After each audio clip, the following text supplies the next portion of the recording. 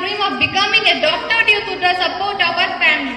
पति के सहयोग से उन्होंने अमेरिका जाकर पढ़ाई की और डिग्री हासिल की, लेकिन 22 साल की उम्र में टीबी से उनका निधन हो गया। लेकिन करोड़ों महिलाओं के लिए कुछ बनने का सपना देखने की प्रेरणा दिखला गई। Today, take inspiration from her struggle and let us learn from her life and values.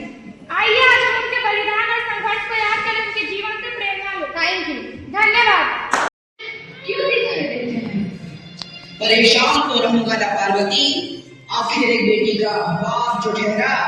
Parvati, अब उसके हाथ पीले करने का समय आ गया है।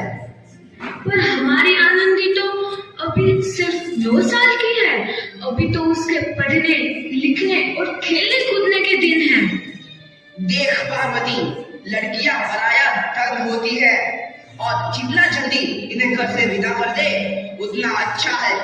कल से आनंद की पढ़ाई लिखाई बंद। पर बापू, इसमें मेरी क्या गलती है?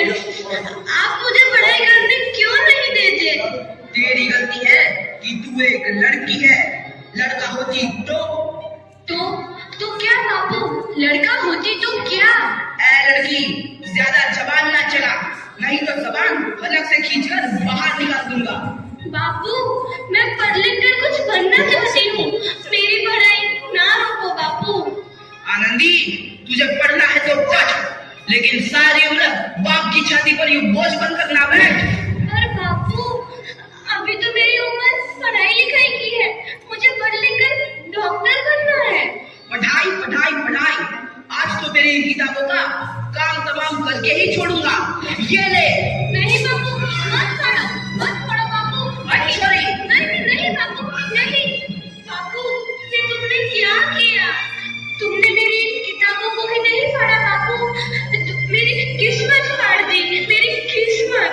ये कॉपी किताबें ना सिर्फ छोरों के हाथ में अच्छी लगती है, लड़कियों के हाथ में तो सिर्फ मेहंदी अच्छी लगती है, मेहंदी।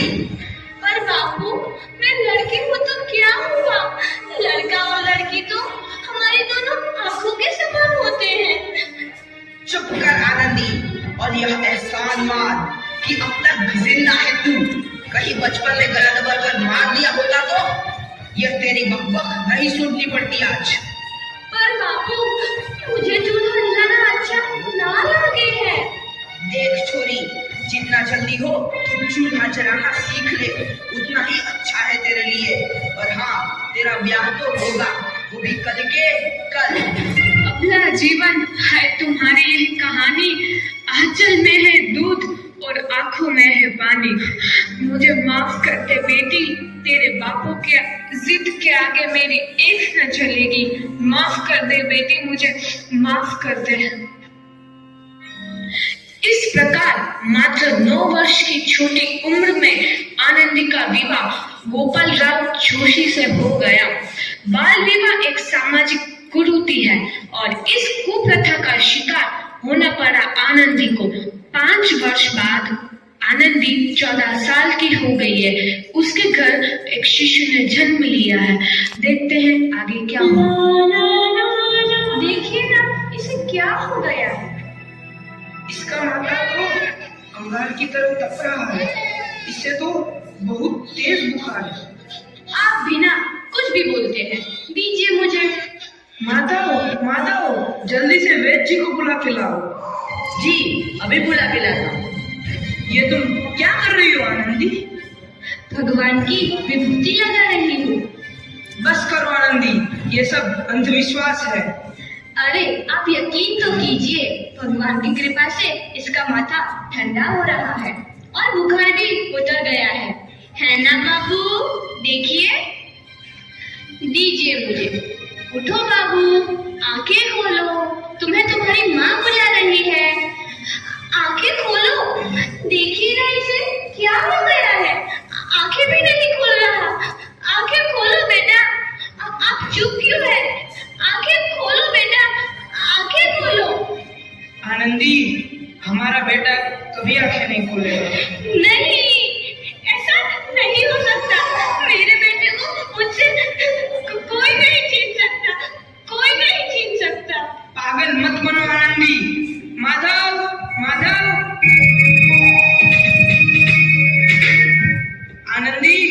बंद करो ये पागलपन। भगवान ने मेरा बच्चा छीन लिया। भगवान ने नहीं, तुम्हारी अशिक्षा और अंधविश्वास ने तुम्हारा बच्चा छीना है।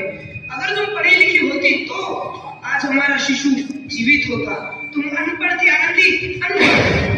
नहीं, अब मैं अनपढ़ नहीं रहूंगी मैं अनपढ़। मैं पढ़ूंगी ताकि कल किसी और आनंदी को इलाज के अभाव में अपना बच्चा ना खोना पड़े।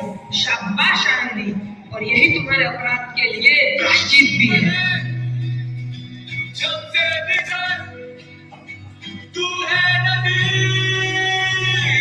आनंदी, तुम्हारी 12वीं का परिणाम आ गया है। तुमने पूरे कॉलेज में प्रथम स्थान अर्जित किया है। आनंदी, तुम्हारी मेहनत रंग लाई है।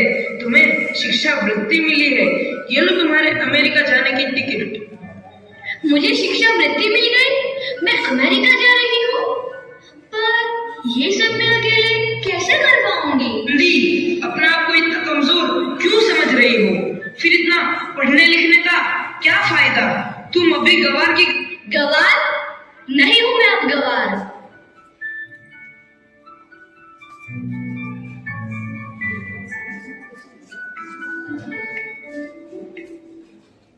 तो इस प्रकार 7 अप्रैल 1883 को आनंदी अमेरिका के पेंसिल्वेनिया के लिए रवाना हुई और 3 साल बाद उन्होंने डॉक्टर ऑफ मेडिसिन की उपाधि प्राप्त कर ली।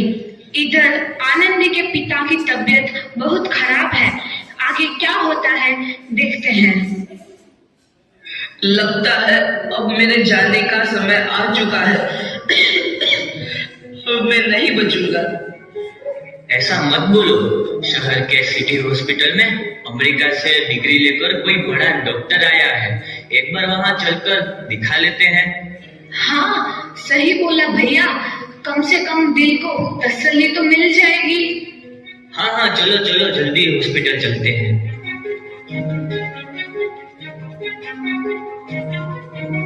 इस मरीज की हालत तो बहुत ही खराब है। कोई चमत्कार ही इसे बचा सकता है।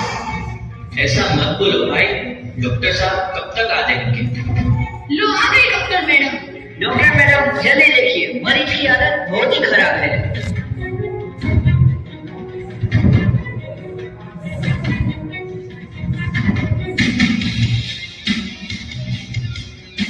अब आप बिल्कुल ठीक है। मौत के मुंह से आपको बचाया डॉक्टर मैडम ने। डॉक्टर साहब ने मुझे बचा लिया। मुझे मिलना है डॉक्टर साहब से। डॉक्टर साहब नहीं, डॉक्टर मैडम बोलो। डॉक्टर मैडम, उन्होंने ही तुम्हें जीवन दान दिया है। लो आ गई डॉक्टर मैडम, मिल लो उनसे। डॉक्टर मैडम, आपका बहुत बहुत धन्यवाद। आपने मेरी जान बचाई। इसके बदले में मैं गरीब भला आपको क्या दे सकता हूँ?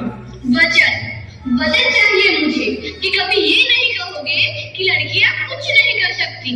वचन? ये कैसा वचन? अरे श्यामलाल, तुमने पहचाना नहीं? तुम्हारी बेटी आनंदी। आनंदी? मेरी बेटी आनंदी? डॉक्टर? हाँ बाबू, वही आनंदी जिसके लिए बचपन में तूने चूल्हा और दूल्हा के अलावा कुछ नहीं सोचा था। आनंदी, आनंदी मेरी बेटी, मुझे माफ कर दे। मैं तेरा गुनहगार हूँ बेटी। नहीं बाबू, वही आनंदी जिसके हाथ पीले करके तुम उसकी सारी जिंदगी काला कर देना चाहते थे। माफ कर दे मुझे मेरी बच्ची, माफ कर दे। मैं तेरा अपराधी हूँ मेरी बच्ची, माफ कर दे। नहीं बाबू, मैंने तो तेरा एहसान चुकाया है। याद है ना उसका एहसान जो बचपन में तुमने मुझ पर किया था? ताने सुना कर जीते जी मार डाला था मुझको। अब बोल, और किस को मारेगा? आनंदी बेटी, मुझे माफ कर दे मेरी बच्ची। मैं तेरा गुनहगार हूँ।